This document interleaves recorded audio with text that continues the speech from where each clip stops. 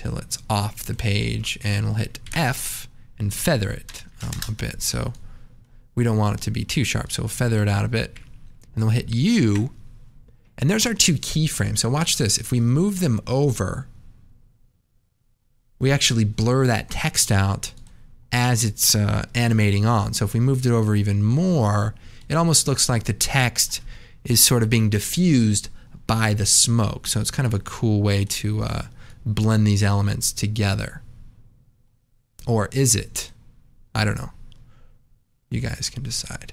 Now, one last thing before the next step, since we're not nearly done. No, we're close. I'm going to duplicate the particle layer. And instead of the smoke here, I'm going to go back to a sphere. And it's a bit large, so we'll scroll down. We're going to make it about 1.5. And size over life, we want them to be small at birth, get large, and then shrink away. And we might even set the size back up to 2, just so they're a little larger. And so now we have just these little particles. Let's turn up the velocity so they fly around a little bit. Let's see. It's just another little bit of detail. Nothing too fancy. So they're being born. Very good. Now, I probably want to make the smoke a little bit larger. So we're going to come down here and let's bring the size of these up a bit. Yes. We'll see what that gives us. Now it looks like some random piece right here. So one of the things we can do is play with the random seed. So that just changes all of the particles and just gives it a new random seed. So if something weird is happening, just play with the settings until that goes away. Or play with the settings until it gets worse. That's what I usually do. And it always works. Okay, let's go and add a new adjustment layer. And we'll do a curves adjustment with a tint and maybe a glow, stylize glow. So I'll shut the glow off for a second. We'll turn the tint down to about 20. And, we just want to give it some nice contrast here. So something like that. We could do red particles or whatever. And we'll do some blue particles. Sure, why not? Do like blue-green particles. And we'll turn the glow on. We'll turn the threshold up. So see how it's all glowing out? Well, let's turn it up so only the bright areas get glow.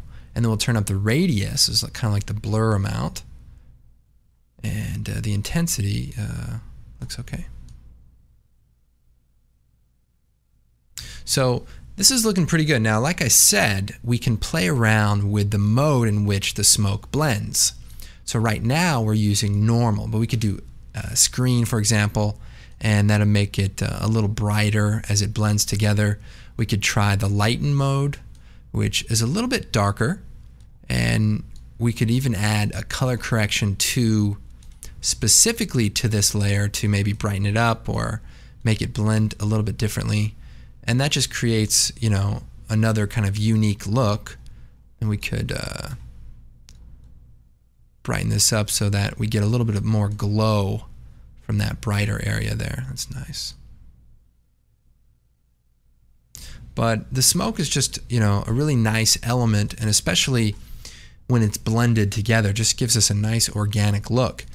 One last thing, if we hit U, we could alt-click on the particles per second and do like *2, and they'll make twice as many particles. And if you want there to be a ton of particles or a few particles, that's a quick way to add more without having to do a lot more keyframes. Let's see. And finally, I might just lower the saturation using a tint effect. Maybe just punch it down a little bit. Oh, by the way, for the particles that are just small, let's set the life to about 2 seconds or maybe 3 seconds so that they're not on for very long.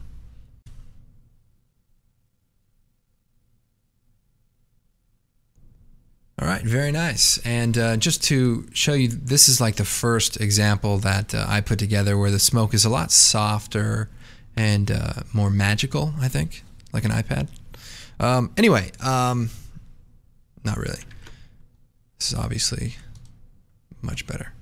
All right, well, I thought it was a cool technique to demonstrate. As always, take these concepts and try to build some of your own unique, interesting ideas. Especially with Action Essentials, there's so many elements, and water elements and fire elements. I'm sure if you were to use those as particles and use very interesting particle systems, you could really create some cool stuff. So have fun, guys. As always, I'm Andrew Kramer, and we'll see you next time.